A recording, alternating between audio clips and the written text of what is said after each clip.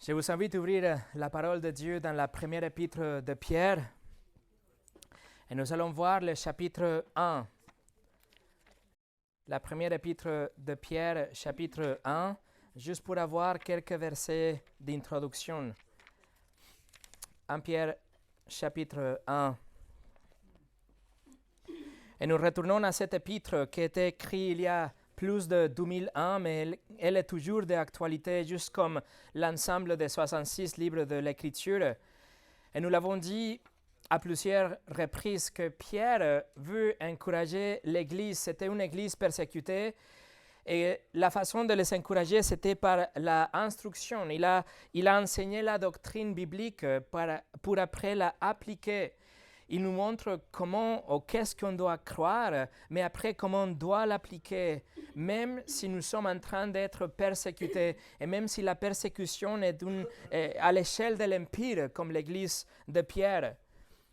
Et la dernière fois, nous avons vu comment il a, de manière très ponctuelle, il a enseigné à l'Église à tenir, à garder un caractère chrétien, et on a vu qu'est-ce que cela signifie. Nous devons être reconnus à l'intérieur de l'Église, mais aussi à l'extérieur de l'Église, comme un groupe de chrétiens, que nous gardons un caractère extraordinaire, sans aucun reproche. Mais aussi on a vu la réponse que la Bible demande envers le mal, envers tous ceux que nous méprisent aujourd'hui, tous ceux que nous insultent même aujourd'hui. Et la réponse que la Bible prescrit est on va les bénir.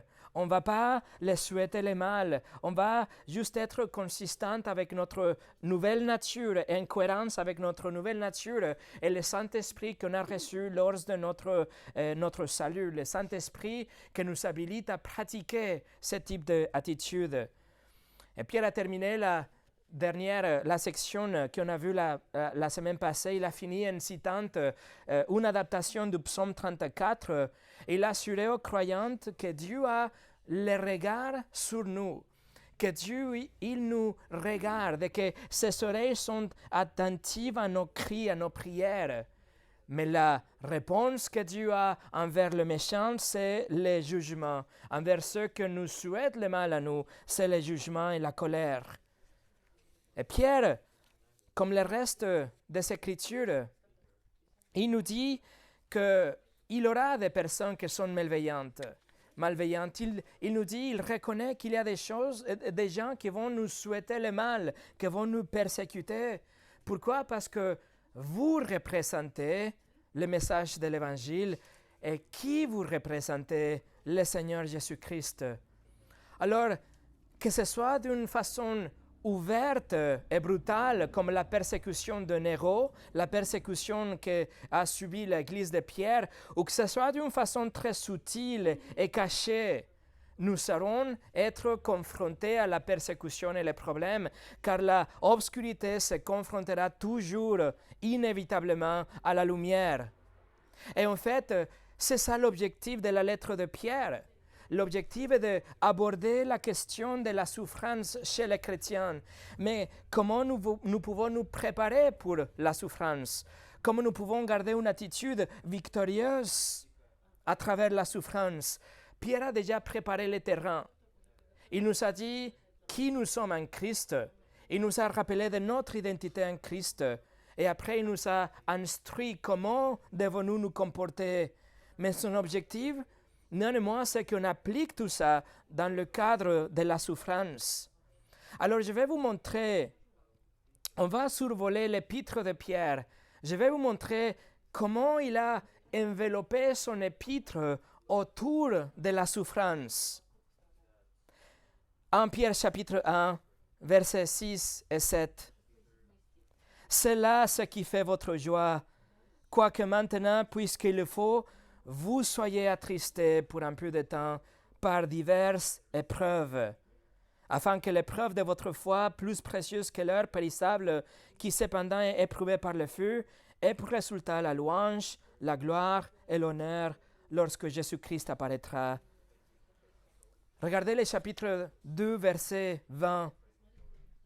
En effet, quelle gloire y a-t-il à supporter de mauvais traitements pour avoir commis des fautes? Mais si vous supportez la souffrance lorsque vous faites ce qui est bien, c'est une grâce devant Dieu. Chapitre 3, verset 14, que sera notre texte d'aujourd'hui. D'ailleurs, même si vous souffriez pour la justice, vous seriez heureux. N'ayez d'eux aucune crainte et ne soyez pas troublés. Verset 17, chapitre 3. Car il vaut mieux souffrir, si telle est la volonté de Dieu, en faisant le bien qu'en faisant le mal. Chapitre 4, verset 12. Mes bien-aimés, ne trouvez pas étrange d'être dans la fournaise de l'épreuve, comme s'il vous arrivait quelque chose d'extraordinaire. Verset 15. Que personne d'entre vous, en effet, ne souffre comme un meurtrier ou voleur ou malfaiteur ou pour être ingéré dans les affaires d'autrui, mais si quelqu'un souffre comme chrétien, qu'il n'en ait point honte et que plutôt glorifie Dieu à cause de ce nom. Chapitre 5, verset 9. Résistez-lui avec une foi ferme, sachant que les mêmes souffrances sont imposées à vos frères dans le monde.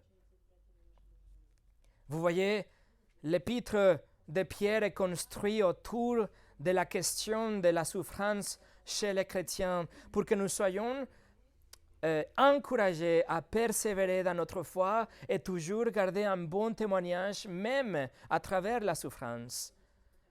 Alors mes amis, le message d'aujourd'hui n'est pas facile. Le message est que vous allez souffrir injustement pour Jésus. À un degré ou à un autre, selon la providence de Dieu et selon la sagesse de Dieu, vous allez souffrir pour Jésus. C'est pour cela que le message du christianisme n'est pas Dieu a un plan merveilleux pour votre vie. Non, au moins que la définition de merveilleux soit s'ils m'ont persécuté, ils vous persécuteront aussi. Alors aujourd'hui, on va voir que Pierre aborde la réalité de la souffrance. Il a fini déjà pour parler de la doctrine et le comportement. D'ici jusqu'à la fin de son épître, il va parler de la souffrance chez les chrétiens. Et son objectif sera un objectif triple. Il veut que nous soyons préparés pour la souffrance. Il veut que nous regardions Jésus comme le modèle de notre souffrance. Et il veut que nous ayons confiance en Dieu pendant la souffrance. Et c'est ce qu'on va voir aujourd'hui. Mais avant de commencer, on va prier. Seigneur notre Dieu, nous ne voulons pas souffrir. Mais nous savons que la souffrance arrivera d'une façon injuste, car nous nous tenons debout contre les forces du diable, des ténèbres, de ce monde, de la culture qui est contre toi. Seigneur, aide-nous à nous préparer pour la souffrance, à nous préparer à travers la lecture et l'étude de ta parole et recevoir tout ce qu'on va prendre aujourd'hui et par la suite de cet épître. Seigneur, que nous soyons prêts, qu'on n'arrive pas à faire des compromis lorsque la souffrance arrive pour ton nom, mais qu'on tienne ferme et qu'on tienne bon dans notre foi, prêt à recevoir ce que tu envoies en termes de souffrance. Seigneur, nous remettons ce temps entre tes mains, au nom de Jésus. Amen. Et mon message d'aujourd'hui s'appelle « La souffrance pour la justice ». Et nous allons lire le 3e chapitre, à partir du verset 13 jusqu'au verset 17, mais notre objectif, notre étude d'aujourd'hui sera le verset 13 et verset 14. Alors 1 Pierre chapitre 3, verset 13 au 17. Et qui vous maltraitera si vous êtes zélés pour le bien? D'ailleurs, même si vous souffriez pour la justice, vous seriez heureux. N'ayez d'eux aucune crainte et ne soyez pas troublés, mais sanctifiez dans vos cœurs Christ le Seigneur, étant toujours prêt à vous défendre avec douceur et respect devant quiconque vous demande raison de l'espérance qui est en vous, et ayant une bonne conscience, afin que là même où ils vous calomnient comme si vous étiez des malfaiteurs, ceux qui décrivent votre bonne conduite en Christ soient couverts de confusion. car il vaut mieux souffrir si telle est la volonté de Dieu, en faisant le bien qu'en faisant le mal. Examinons 3 éléments de la argumentation de Pierre ici. Nous allons voir le zèle pour faire le bien, premièrement. Nous allons voir, deuxièmement, la souffrance pour faire le bien. Et numéro 3, le courage pour faire le bien. Première chose, le zèle pour faire le bien. Le Saint-Esprit a inspiré à Pierre pour qu'il instruise l'Église à garder une conduite excellente au milieu de la persécution et au milieu des païens aussi. Chapitre 2, verset 12. Pourquoi? Parce que notre conduite excellente va ouvrir les portes des non-croyants à l'Évangile pour qu'on arrive à offrir l'Évangile et qu'ils soient ouverts à recevoir le message pour qu'ils puissent être sauvés. La même chose dans les sphères du gouvernement, on l'étudiait déjà. Nous nous soumettons aux autorités, nous faisons le bien afin de réduire leur accusation au silence. Chapitre 2, verset 15. Juste comme dans les sphères de notre lieu de travail, nous sommes commandés à faire le bien, même si nous souffrons pour ça.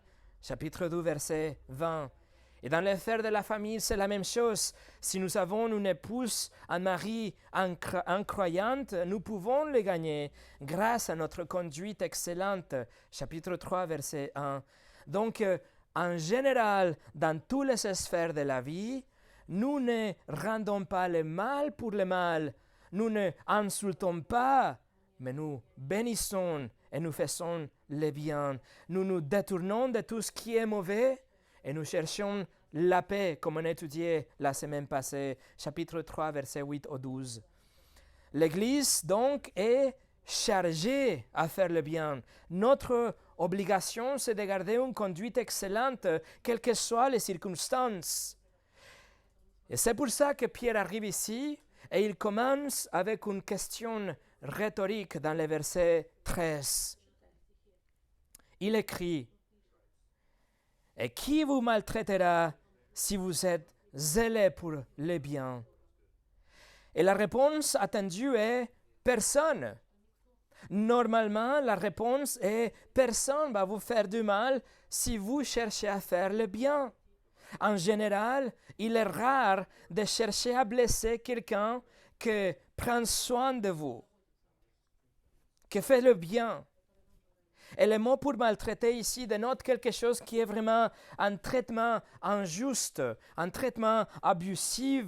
Cela implique un vrai dommage, même physique, un dommage physique à travers les actions. Donc, quelqu'un qui se montre comme une personne qui est gentille, quelqu'un qui est bien intentionné, quelqu'un qui aime les autres, une personne qui est généreuse, une personne pacifique, il serait difficile de la critiquer. Il serait difficile de le souhaiter de mal, en général. Surtout si la personne est zélée, si elle est passionnée pour faire le bien. Dans le verset 13, et le mot pour zélé, ça veut dire enthousiaste, ça veut dire très passionné pour faire le bien. Vous le savez, dans le Nouveau Testament, il y avait un groupe des Juifs radicaux qu'ils s'appelaient les Zélotes, qu'ils cherchaient la libération d'Israël à tout prix. Ils pouvaient mentir, ils pouvaient tricher, ils pouvaient même assassiner les autres parce qu'ils étaient prêts à faire tout pour la libération d'Israël. C'était un parti politique radical des patriotes, si vous voulez, et c'est de là qu'on reconnaît le nom, le zélote, la zèle. Mais ici, Pierre, il utilise le même mot, mais pour faire le contraste, pas avec les zélotes, qui étaient considérés d'ailleurs comme des terroristes, mais avec ceux qui font le bien. Pierre connaissait un zélote, au moins, Simon le zélote, un des 12 apôtres, un pécheur sauvé par la grâce qui était puissamment converti, qu'il a passé d'être un assassin à un apôtre. Et Pierre utilise donc les mêmes mots pour nous dire, imaginez-vous une personne qui est passionnée, quelqu'un qui est zélé mais pour faire le bien, qui ne cherche pas à tricher ou libérer Israël ou quelque chose d'autre, mais quelqu'un qui est fanatique, si vous voulez, pour faire le bien. Si vous êtes passionné pour faire le bien dans tous les sens du terme. Et c'est comme ça que les chrétiens doivent être reconnus vraiment.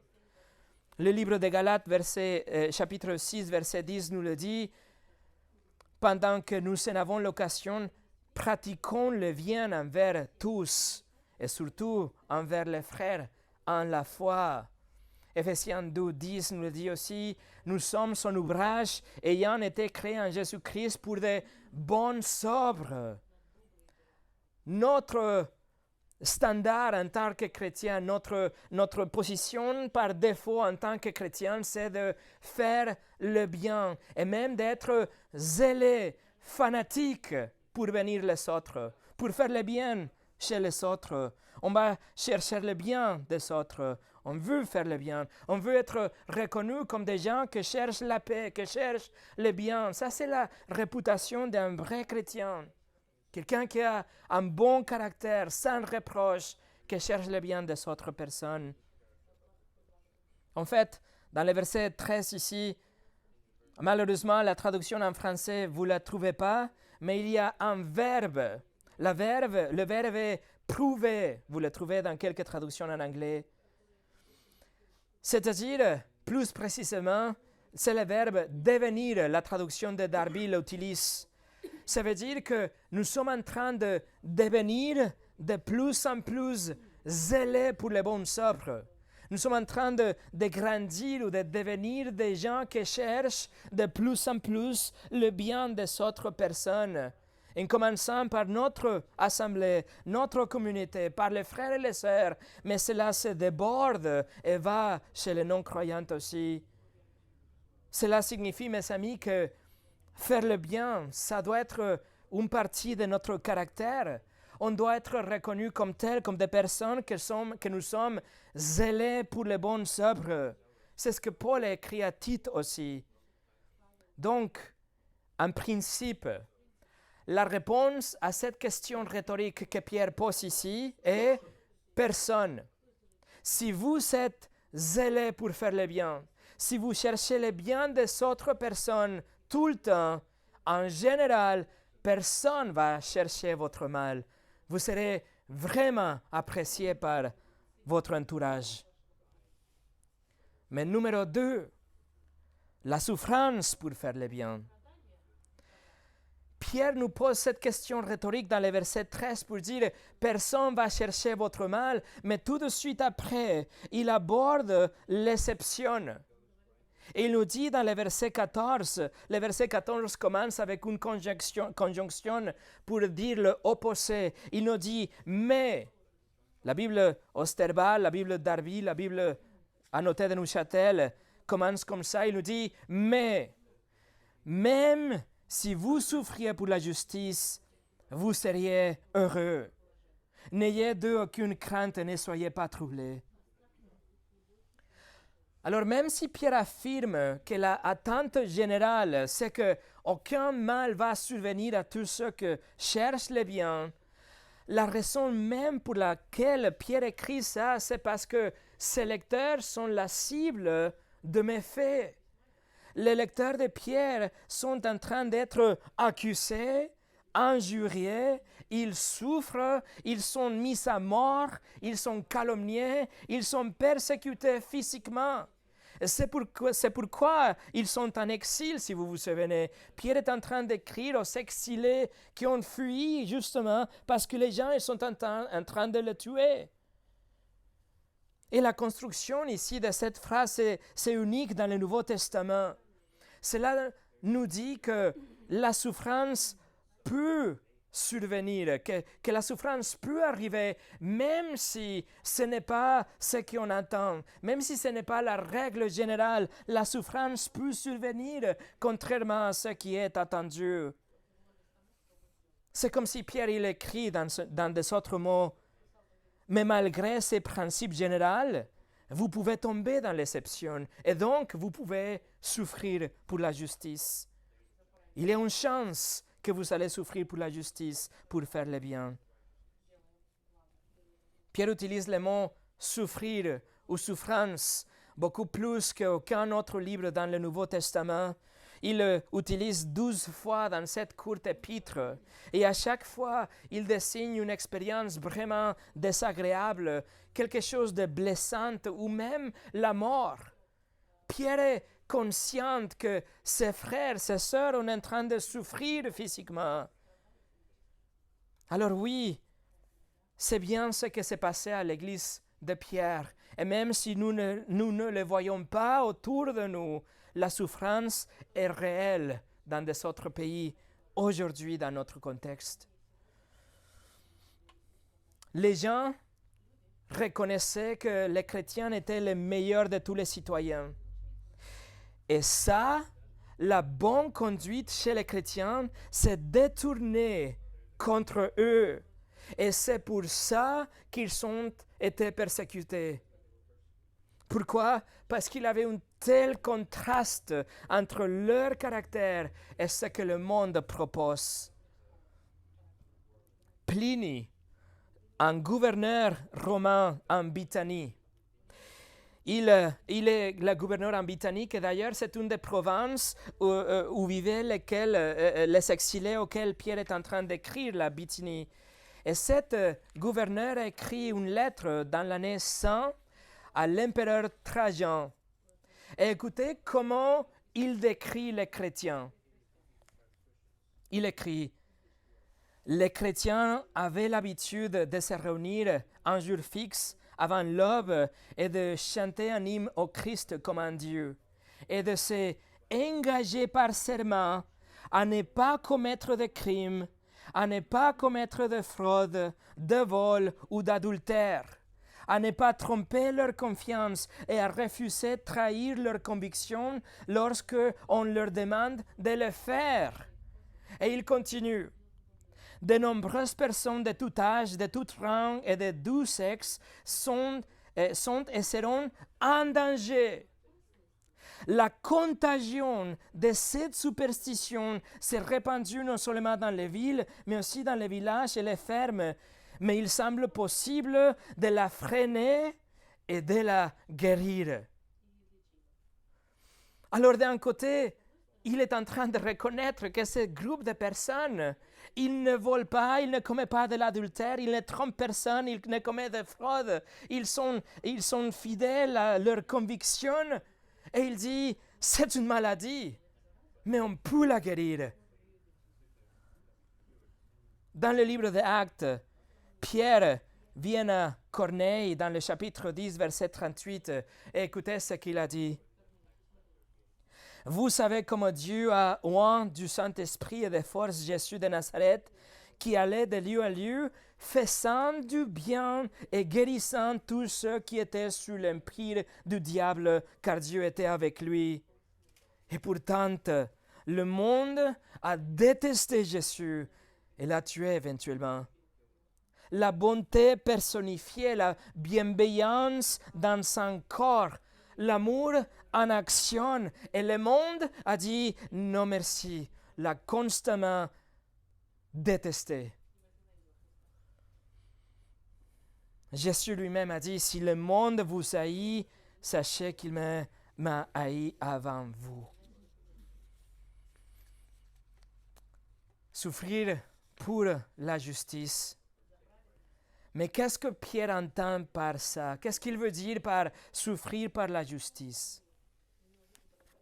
On va aller dans le livre des Actes, chapitre 5. Je vais vous montrer quelques exemples. Souffrir par la justice. Dans Actes chapitre 5, au milieu de ce chapitre, Pierre et les apôtres ont été mis en prison parce qu'ils proclamaient Christ, parce qu'ils s'étaient déjà commandés par les Sanhédrins de ne pas le faire. Mais pendant la nuit, un ange a ouvert les portes et les a fait sortir pour qu'ils puissent aller continuer à prêcher l'évangile. Ensuite, les Sanhédrin les a saisis à nouveau, il va les tuer, mais Gamaliel, maître de la loi, les convainquit de le relâcher. Et regardez les versets 40 et 41. Acte 5, 40 et 41. Ils se rangèrent à son avis, et ayant appelé les apôtres, ils les firent battre de verges. Ils leur défendirent de parler au nom de Jésus, et ils les relâchèrent. Les apôtres se retirèrent de devant le Sanhédrin, joyeux d'avoir été jugés dignes de subir des outrages pour le nom de Jésus. Ils ont souffert pour la justice, pour leur conduite droite, pour leur conduite pieuse, leur caractère excellent, et ils ont souffert. Et ici, ils ont choisi de suivre Dieu plutôt que l'homme. Regardez le chapitre suivant. Le chapitre suivant nous introduit à Étienne. Étienne décrit comme dans le verset 5, acte 6, verset 5, Étienne, homme plein de foi et de l'esprit. Et 3 versets après, Étienne, plein de grâce et de puissance, faisait des prodiges et de grands miracles parmi le peuple. Et le chapitre suivant, acte chapitre 7, verset 54. Acte chapitre 7, verset 54. Et en attendant ces paroles, ils étaient furieux dans leur cœur, et ils grinçaient des dents contre lui, contre Étienne. Et versets 57 et 58, ils poussèrent alors de grands cris en se bouchant les oreilles, et ils se précipitèrent tous ensemble sur lui, le traînèrent hors de la ville et le lapidèrent. Voilà la souffrance pour la justice. Étienne, quelqu'un qui était rempli du Saint-Esprit, qui était le visage d'un ange même, on a la description, quelqu'un qui a fait des signes et des prodiges, sûrement il a guéri les gens, sûrement il a proclamé la bonne nouvelle du Seigneur Jésus-Christ, il annonçait que le pardon des péchés était disponible, que les gens pouvaient avoir la paix avec Dieu, qu'ils pouvaient avoir la vie éternelle. Et pourtant, ils l'ont tué. L'Église a souffert aussi aux mains de Saül de Tars. Le chapitre suivant, acte chapitre 8, versets 3 et 4, Saül, de son côté, ravageait l'Église, pénétrait dans les maisons, et il arrachait hommes et femmes et les faisait jeter en prison. Ceux qui avaient été dispersés allaient de lieu en lieu, annonçant la bonne nouvelle de la parole. La souffrance pour la justice. Il y a l'Église qui ne fait rien d'autre qu'être une lumière. Et Saül a dit, on doit l'arrêter. Et l'Église sort d'éparpiller maintenant. Et ils annoncent la bonne nouvelle. Et qu'est-ce que le monde a fait? Il faut les arrêter, cette maladie. Tournez au chapitre 12. Acte chapitre 12, versets 1 au 3. Vers le même temps, le roi Hérode s'est mis à maltraiter quelques membres de l'Église, et il fit mourir par l'épée Jacques, frère de Jean. Voyant que cela était agréable aux Juifs, il fit encore arrêter Pierre. Et le livre des Actes continue, et Pierre est mis en prison. Et Paul et Barnabas sont jetés en prison aussi, et il y a des moyens miraculeux pour qu'ils puissent échapper. Mais il y a des arrestations, et il y a des agressions physiques, et il y a des injures, et il y a des fausses accusations, etc. Et en fait, comme vous le savez, sur les 12 apôtres, 11 ont été tués. Et même Jean, il est mort en vieillissant, mais la tradition nous dit que l'empereur a essayé de le mettre à mort aussi. Mais que, comme il a miraculeusement survécu, c'est pour ça qu'il était envoyé en exil à l'île de Patmos. La souffrance pour la justice. Et en fait, la clé pour comprendre ce type de souffrance se trouve dans Matthieu 5, verset 11. Je vais vous le lire. Heureux serez-vous lorsqu'on vous outragera, qu'on vous persécutera et qu'on dira faussement de vous toutes sortes de mal à cause de moi, Jésus a dit.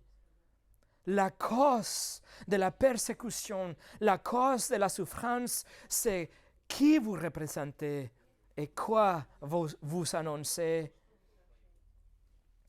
Les non-croyants, ils ne vont pas détester la bienveillance ou la gentillesse, mais quand elles sont liées avec le nom de Christ, c'est là qu'ils vont la détester. Les non-croyants, ils ne vont pas s'opposer à la bonne conduite ou à la générosité, mais si on a la bonne conduite et on est généreux au nom de Jésus, c'est là qu'ils vont le repousser et détester. C'est pourquoi vous allez souffrir. C'est pourquoi la Bible est claire et nous dit que vous allez souffrir parce que Jésus a souffert pour la justice aussi. Toutefois, Pierre nous écrit dans notre texte d'aujourd'hui, même si vous souffriez pour la justice, vous seriez heureux, ou plutôt le mot est béni. Pierre est en train d'affirmer que si vous tombez dans cet scénario et vous allez souffrir pour la justice, pour le nom de Christ, vous êtes bénis.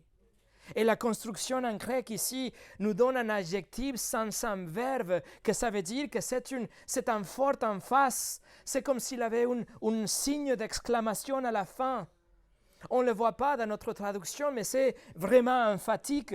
C'est comme si Pierre écrit « Vous souffrirez pour la justice, béni !» Exclamation. « Vous souffrirez pour la justice, béni !» C'est ça l'essence dans l'épître de Pierre. Allez avec moi au Matthieu chapitre 5. Matthieu chapitre 5. Ce que Pierre est en train d'écrire dans notre texte d'aujourd'hui, c'est tout simplement ce qu'il avait déjà entendu dire de la bouche du Seigneur Jésus-Christ. Il est en train de reformuler le sermon sur la montagne. Regardez les versets 10 et 11. Matthieu 5, versets 10 et 11. Il dit « Bénis ceux qui sont persécutés pour la justice, car le royaume des cieux est à eux. Bénis serez-vous lorsqu'on vous outragera, qu'on vous persécutera et qu'on dira faussement de vous toutes sortes de mal à cause de moi. » Le Seigneur Jésus déclare une bénédiction. Il dit, vous serez bénis. Même chose que Pierre est en train de faire dans son épître. Béni signifie être divinement privilégié. Ça veut dire être favorisé par Dieu, recevoir sa grâce qui sauve et en conséquence avoir un état d'une joie surnaturelle, quelque chose que même la souffrance et la persécution ne peuvent pas nous l'enlever. La souffrance ne peut pas nous priver de cette bénédiction et cette joie de savoir que nous sommes avec Dieu, qu'il est avec nous. Ça, c'est pourquoi dans le verset 12, si vous regardez le verset 12, le mot béni maintenant est remplacé par la joie et l'allégresse. Il dit, réjouissez-vous et soyez dans l'allégresse, parce que votre récompense sera grande dans les cieux, car c'est ainsi qu'on a persécuté les prophètes qui ont été avant vous. Béni la joie et l'allégresse que vient de connaître Dieu et d'être connu par lui. Pierre déclare que les frères souffrants sont bénis parce qu'ils ont eu le privilège de vivre une vie correcte. Ils ont eu le privilège de soutenir ce qui est pieux et biblique, ce qui se ressemble au Christ, ce qui constitue avoir reçu un signe de la faveur de Dieu, l'évidence de notre salut. Ce n'est pas que nous sommes heureux pour la souffrance. Ce n'est pas que nous sommes ravis de souffrir. Ce n'est pas que nous prions pour la souffrance. Bien sûr que non. Cela fait mal. Nous ne cherchons pas la souffrance. Nous prions que le Seigneur nous épargne de la souffrance. Néanmoins, lorsque la souffrance arrive pour Christ, nous reconnaissons que cela confirme notre élection, que nous sommes bénis car nous sommes en train de souffrir pour son nom. Écoutez, la souffrance pour ses propres mauvais choix, c'est quelque chose de naturel. La souffrance pour sa propre paresse, c'est tout simplement une conséquence. La souffrance par sa propre stupidité, c'est inévitable. La souffrance pour ses propres préférences, c'est une bêtise. La souffrance pour sa propre rébellion, c'est la justice. Mais la souffrance pour Christ, c'est une bénédiction. C'est la bénédiction de savoir que nous sommes entre les mains du Seigneur et son salut. R.C. Sproul a dit, « Les chrétiens qui souffrent pour la vérité sont bénis par Dieu, même si leur récompense est retardée. » Numéro 3, le courage pour faire le bien. Courage pour faire le bien. Et pour ça, on revient à 1 Pierre chapitre 3. 1 Pierre chapitre 3. Contrairement à tout ce que nous pouvons sentir ou penser, la souffrance pour Christ est une bénédiction déguisée. Et donc, nous ne devons pas avoir peur d'une telle souffrance. Et donc Pierre, ce qu'il va faire, il va à nouveau aller chercher son Ancien Testament et il va faire une brève allusion à Ésaïe chapitre 8 à la fin de verset 14.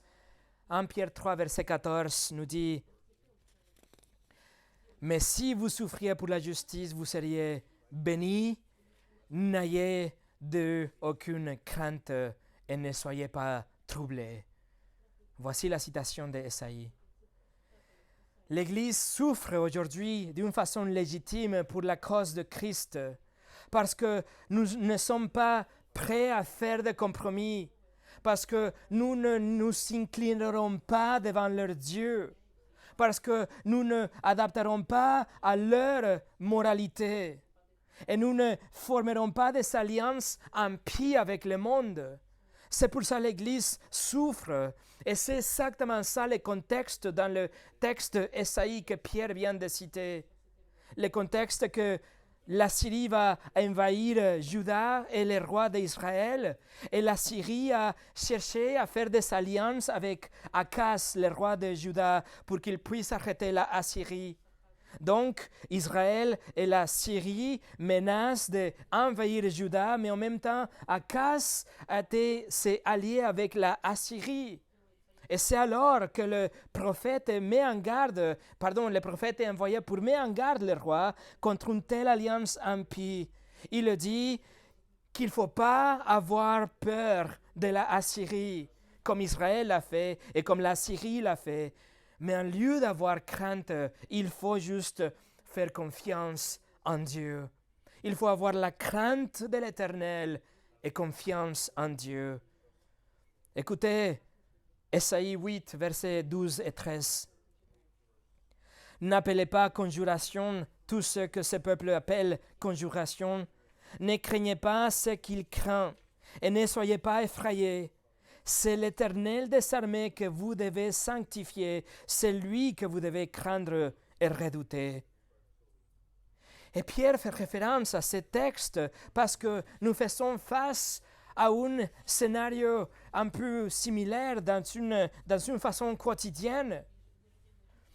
Nous avons peur lorsque nous voyons la souffrance à l'horizon et nous pouvons être tentés d'envisager un compromis avec le monde pour essayer de calmer et d'éviter la souffrance.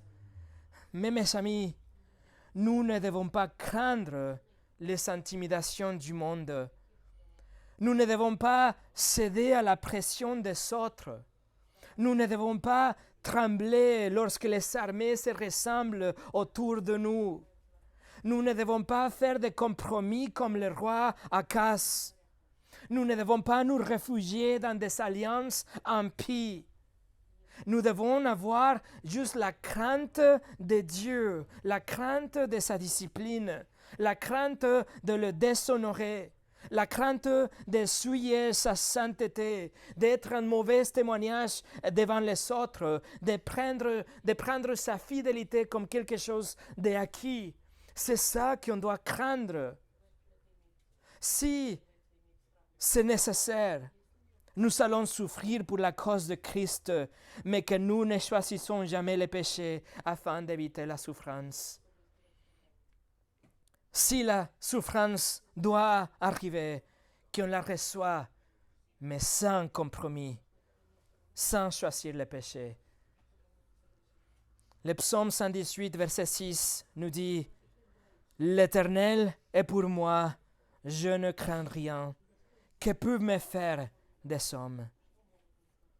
Proverbe 29, 25 « La crainte des hommes tend un piège, mais celui qui se confie en l'Éternel est protégé. » Ou dans les mots de Jésus, Luc 12, 4 et 5 « Je vous dis, à vous qui êtes mes amis, ne craignez pas ceux qui tuent le corps et qui, après cela, ne peuvent rien faire de plus. Je vous montrerai qui vous devez craindre. Craignez celui qui, après avoir tué, a le pouvoir de jeter dans la Géhenne. Oui, je vous le dis, celui que vous devez craindre. » Ainsi, Pierre instruit l'Église. Non seulement vous êtes bénis, mais vous vivez une vie de justice. Et vous pouvez marcher avec une assurance. Et vous pouvez confronter avec courage les circonstances parce que vous allez savoir que le Seigneur est avec vous, qu'il est à votre côté, même à travers la souffrance. John MacArthur a dit, « La souffrance doit être considérée comme une occasion de recevoir des bénédictions spirituelles et non comme une excuse pour compromettre la foi devant un monde hostile. » Et pour finir aujourd'hui,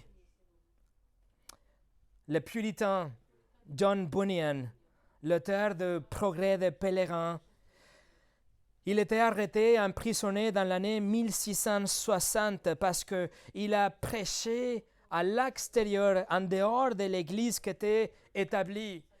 C'était illégal de prêcher à l'extérieur de l'église. Mais aussi c'était illégal, écoutez, de tenir des réunions religieuses de plus de 5 personnes dans un lieu qui n'était pas l'église d'Angleterre. Il était puni avec la prison, avec beaucoup d'autres prisonniers qui étaient en train de mourir à côté de lui à cause de typhus, cette maladie mortelle, en raison de conditions sanitaires déplorables, mais aussi parce que les unités de détention étaient surpeuplées et la ration de nourriture était qu'un quart de pain par jour. Après 3 mois d'emprisonnement, on lui a offert la liberté à condition qu'il arrête de prêcher la Bible. Il a dit, « Si j'étais sorti de prison aujourd'hui, je prêcherai à nouveau demain. » 3 mois se sont transportés en années. Sa famille vivait de la charité, était confronté à la pauvreté, avec John Bunyan qui était en prison et il travaillait, il faisait des milliers de lacets pour chaussures. Il essayait de les vendre pour pouvoir pourvoir aux besoins de sa famille, y compris sa fille aveugle, Marie. King Charles le deuxième, il a envisagé de le pardonner, aux conditions qu'il admet d'avoir mal agi et qu'il arrête de prêcher la Bible. Bunyan a refusé. Et ce qui a commencé comme 3 mois, c'est devenu 12 ans, 10, 11, 12 ans qu'il a resté en prison. Il a finalement été libéré. Pour être libéré, il suffisait de se rétracter. En fait, sa prison, ils disent que la porte était ouverte, n'était pas fermée à clé. Il fallait juste dire qu'il arrêterait de prêcher la Bible. Il pouvait juste sortir de la prison à la liberté. Mais Bunyan avait des convictions. Il a dit, « J'ai décidé, le Dieu Tout-Puissant étant mon aide et mon bouclier, de souffrir. Si ma vie fragile peut continuer aussi longtemps, même jusqu'à ce que la mousse pousse sous mes sourcils, plutôt que de violer ainsi ma foi et mes principes. » John Bunyan, il a souffert pour la justice. Il a refusé de faire des compromis. Il a refusé de nier la seigneurie de Christ et la nécessité pour que l'Angleterre attende l'évangile, le vrai évangile. Pourquoi le gouvernement a voulu réguler la prédication de la parole? Pourquoi il fallait obéir ce qu'il pouvait prêcher ou pas prêcher? Pourquoi l'État a voulu dire combien de personnes étaient permis pour écouter le message de la parole de Dieu? Alors John Bunyan a choisi la prison et la bonne conscience plutôt que la liberté et le compromis. Il a souffert pour la justice. Il a souffert pour le nom de Christ. Il n'avait pas peur. Et vous savez quoi? Il était béni. Il écrit, « Dieu peut rendre une prison plus belle qu'un palais, une chaîne plus douce que la liberté, et la souffrance pour Christ, une richesse plus grande que les trésors de l'Égypte. » Lorsqu'il était relâché, il était autorisé à prêcher. Il a publié plusieurs livres, y compris Le Progrès de Pèlerin, que seulement la Bible a vendu beaucoup plus de copies que ce livre. Il a prêché à plus de 1200 personnes un matin, à 7 heures du matin, dans l'obscurité de l'hiver en Angleterre. Et près de 3000 personnes se sont rassemblées à Londres pour écouter prêcher la parole de Dieu. John Bunyan a souffert pour le Seigneur Jésus-Christ. Pourquoi? Parce qu'il savait que Jésus avait souffert pour lui, que Dieu avait descendu sur un corps humain pour vivre une vie parfaite pour John Bunyan et pour sa famille et pour le reste de nous. Que la vie parfaite que Jésus a vécue, il a vécue pour nous tous, mais après il s'est livré volontairement aux Romains pour être crucifié. Et lorsqu'il était sur la croix, il a souffert et il a absorbé en lui-même le châtiment qui était censé de tomber sur chacun de nous, y compris Bunyan, y compris le gouvernement anglais. Vous voyez, même si une personne est zélée pour les bonnes œuvres, il n'aura jamais assez de bien qu'on peut faire pour compenser la loi que nous avons violée, la loi de Dieu. Peu importe les bonnes œuvres, peu importe la charité ou l'encouragement qu'on donne aux autres, ou l'argent qu'on peut donner aux autres, ou le soin qu'on peut donner aux autres, rien nous pouvons faire pour gagner la faveur de Dieu. C'est pour ça qu'il nous le donne gratuitement. Jésus est venu, il est mort pour nos péchés, il est ressuscité pour notre justification, et nous pouvons être pardonnés aujourd'hui. Mais quelqu'un qui n'a pas Christ, il est censé d'être puni dans la prison des yeux, et pas pour 12 ans, mais pour toutes les années, pour toute l'éternité. Mais au lieu de nous envoyer en enfer, Jésus a payé pour nous, et il nous donne la vie éternelle en échange de notre repentance et notre foi. Tout ce qu'il faut refaire en réponse de ce que Jésus a déjà fait, c'est la repentance, c'est détourner de vos péchés et faire confiance en Jésus pour votre vie et pour votre éternité.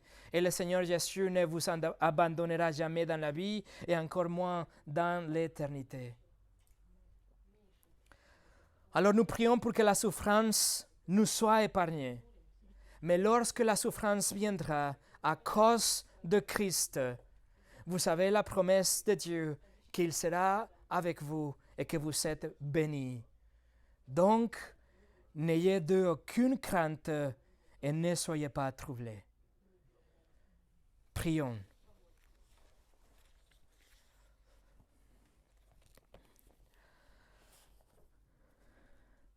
Seigneur, nous te prions, Seigneur, s'il te plaît, de nous épargner de toute souffrance. Mais lorsqu'elle arrivera, Seigneur, que tu sois avec nous comme tu l'as déjà promis. Que tu nous donnes le courage, la conviction, la foi pour ne pas faire de compromis, mais pour recevoir dans notre corps, dans notre famille, dans nos biens, n'importe où, Seigneur, qu'on reçoit cette souffrance et châtiment de la part du monde qui te déteste, et donc en conséquence, il nous déteste à nous aussi. Seigneur, donne-nous la force pour tenir bien et ferme dans notre foi, et qu'aujourd'hui que nous sommes dans la liberté, que nous pouvons nous rassembler, qu'on profite de ce temps de liberté et de la prédication libre de ta parole pour se nourrir, pour nous nourrir, mais aussi pour aller dehors et attendre les perdus avec l'évangile, car on sait qu'un jour cela sera aussi interdit. Alors Seigneur, donne-nous le temps, donne le temps à ton Église pour qu'on soit réveillé, pour qu'on puisse grandir dans la maturité, mais aussi dans notre zèle pour faire de bonnes œuvres, y compris l'évangélisation. Seigneur, donne-nous ton esprit pour qu'il réaffirme les vérités qu'on a étudiées aujourd'hui et prépare-nous pour ces moments de souffrance, pour qu'on n'ait pas peur et pour qu'on tienne ferme dans notre foi. Au nom de Jésus. Amen.